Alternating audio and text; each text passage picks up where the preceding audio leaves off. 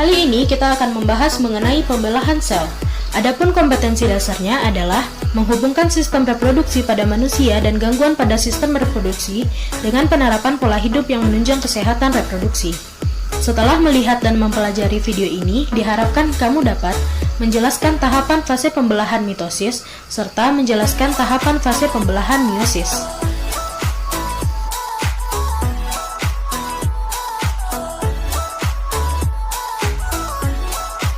Mengapa pembelahan sel sangat penting untuk kelangsungan hidup makhluk hidup?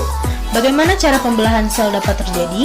Bagaimana tahapan atau fase-fase pembelahan sel tersebut? Untuk menemukan jawaban dari pertanyaan-pertanyaan ini, kamu dapat menonton video ini sampai selesai. Pembelahan sel akan berlangsung secara mitosis dan meiosis. Apakah perbedaan antara keduanya? Baiklah, silahkan lihat tayangan video selanjutnya.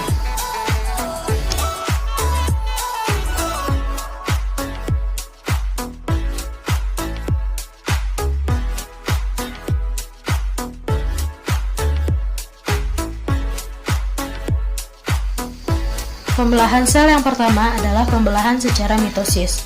Pembelahan mitosis yaitu peristiwa pembelahan sel yang menghasilkan dua sel anak dengan jumlah kromosom yang sama seperti induknya. Pembelahan mitosis terjadi pada sel eukariotik. Pembelahan mitosis terjadi pada sel tubuh kecuali sel kelamin atau gamet.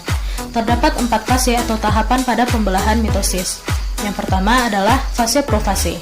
Pada tahap ini dibedakan atas dua, yaitu tahap awal profase di mana sentromer mengalami replikasi atau pengandaan, sehingga menghasilkan dua sentrosom yang akan bergerak ke kutub-kutub inti sel, di mana kutub-kutub ini letaknya berlawanan.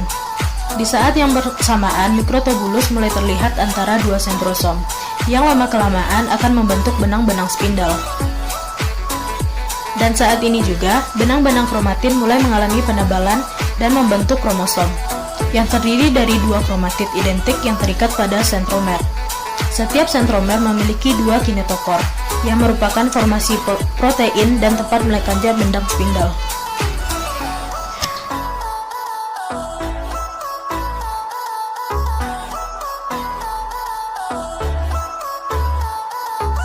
Selanjutnya tahap akhir profase, di mana nukleus dan membran inti sel mulai menghilang dan sentromer sudah sampai di kutub-kutubnya masing-masing. Benang-benang spindel membentang dari kutub satu ke kutub lainnya yang nantinya akan berperan untuk menarik kromosom ke bagian inti sel.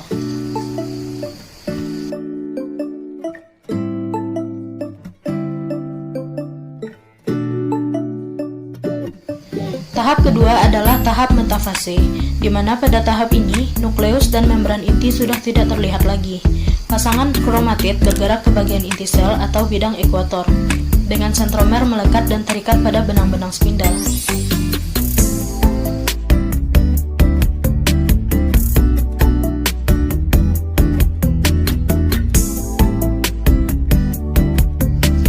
Tahap ketiga adalah tahap anafase. Tahap anafase ditandai dengan tahapan awal anafase di mana terjadi pemisahan kromatid dari bagian sentromer yang kemudian membentuk kromosom baru yang bergerak ke arah kutub-kutub yang berlawanan dengan jumlah yang sama. Pada tahap akhir anafase, kromosom hampir sampai ke kutubnya masing-masing dan membran sel mulai mengalami penyempitan pada bagian tengah. Selain itu, sitokinesisi juga mulai terjadi, yaitu fase pemisahan sitoplasma, organel, dan membran seluler hingga menghasilkan dua sel yang disebut sel anak.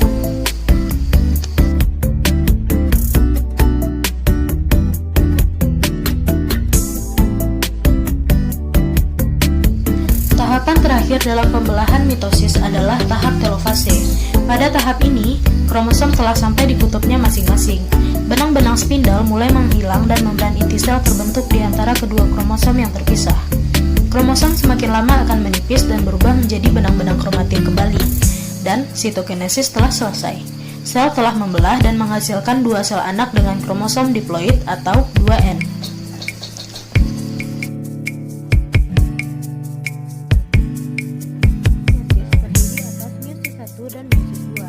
Tahapan pada meiosis 1 yang pertama adalah tahap profase di mana terdiri dari 1.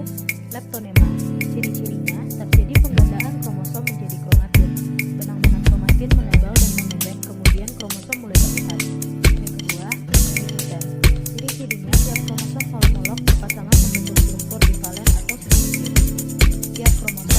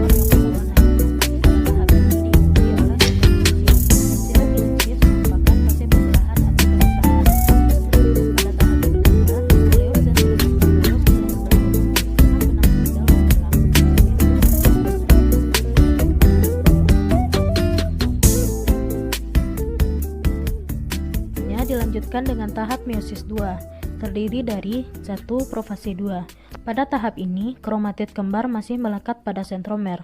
Sentriol bergerak ke arah kutub yang berlawanan, dan benang-benang spindal mulai terbentuk, serta kromosom bergerak ke arah yang berlawanan juga. Yang kedua, metafase 2. Kromosom berjejer di bidang ekuator dan terbentuk spindal yang menempel pada sentromer. Yang ketiga, anafase 2. Pada tahap ini, sentromer memisah. Kromatid kembar bergerak ke arah yang berlawanan dan pada setiap kutub memiliki jumlah kromosom yang sama. Keempat, telofase 4. Pada tahap ini, benang spindal menghilang. Membran nukleus mulai terbentuk dan terbentuk 4 sel anak, di mana setiap sel anak terdiri dari setengah dari jumlah kromosom. Demikian video pembelajaran kita kali ini. Semoga bermanfaat. Jangan lupa klik like, comment, subscribe, dan share video ini ke teman-temanmu agar saya lebih bersemangat lagi untuk membuat video-video selanjutnya. Sampai jumpa pada video-video selanjutnya.